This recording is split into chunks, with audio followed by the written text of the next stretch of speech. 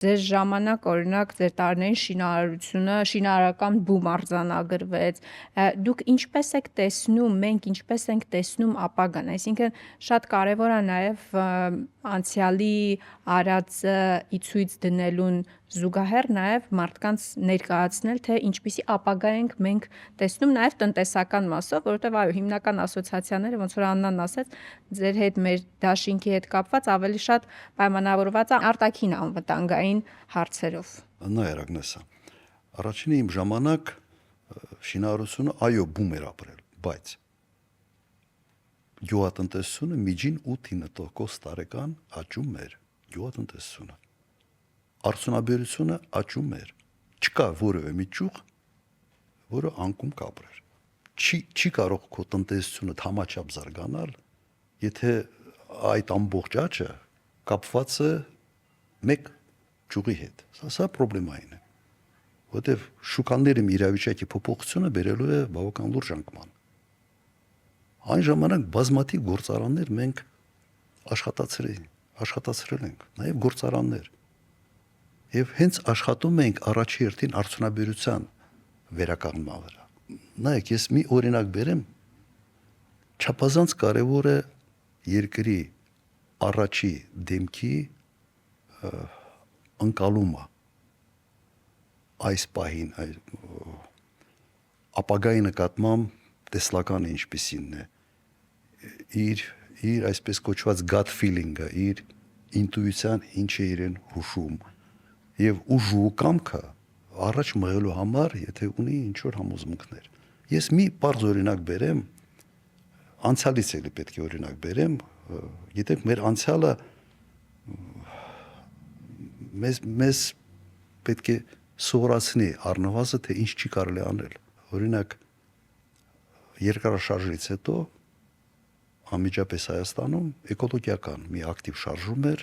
այն ժամանակ այդ ակտիվ էկոլոգիական շարժումը քաղաքականացվեց։ Այն ժամանակվա քաղաքական գործիչները ուղղակի նաև այս թեման որդեգրեցին, արդյունքում ինչ ստացանք մենք։ Ատոմակայանը փակվեց, Ալավերդու կոմբինատը փակվեց, Վանաձորի Քիմպրոմը փակվեց, 3 հսկա գործարաններ էին եւ Նայրիտը փակվեց էկոլոգիական հիմնավորումներով։ Եվ այն ժամանակ կար իշխանություն եւ կար ընդդիմություն, իշխանությունը բավական թույլ էր, իսկ փողոցը ավելի շատ տնօրինում էր, այսպես ասենք, ընդդիմությունը։ Իշխանությունը չդիմացավ։ Առաջի քարտուղարը բավական թույլ էր այն ժամանակ Կենտկոմի 1-2 տարի դիմադրեին չփակեին ատոմակայանը, երբ որ արդեն պարզ էր, որ սովետական միությունը կարող էր փլզվել, չփակեին, Հայաստանը չեր ունենա էներգետիկ ճգնաժամ ընդհանրապես։ Չեր ունենա 800 մեգավատ հզորության ատոմակայանը փակվեց։ Դրա հետևանքները մութ ու ցուրտ տարիներ, Սևանի ջուրը օգտագործվեց էներգիա ստանալու համար։ Նայեք, մի պարզ օրինակ է, չէ՞, մեր անցյալից։ Եթե այն ժամանակ իշխանությունը հստակ կամք դրսևորեր ու ասեր, չի կարելի անել։ Չի կարելի երկրի ողնաշարը, երկրի տնտեսության ողնաշարը ջարդել։ Սա մեր վրա է անդրադարձ ունենալու։ Իսկ այն ժամանակ բոլորը մտածում էին, դե սա սովետը կա, հիմա քիմիան խիմենք, վտանգենք մեր առողջությունը, քիմիան փակենք, ատոմակայանը փակենք, մենք հոսանք կստանանք սովետական միության, sense ռուսական արտադրողներից եւ այլ։ Բայց հետևանքը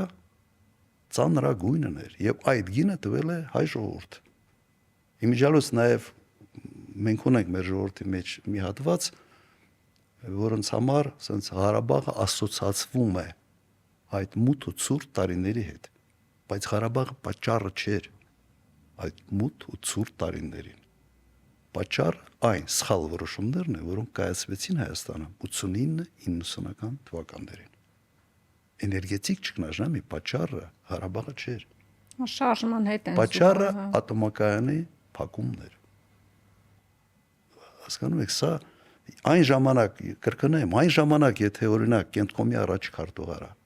Եթե չեմ սխալվում Սուրեն Արությունյանը, կամք դրսևորեր։ Ուղղակի չփակեր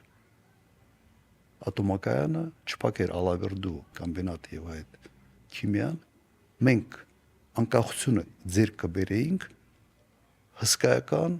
ներուժ ունեցող արդյունաբերությունով։ Ես հետո նայրիտը բացեցի,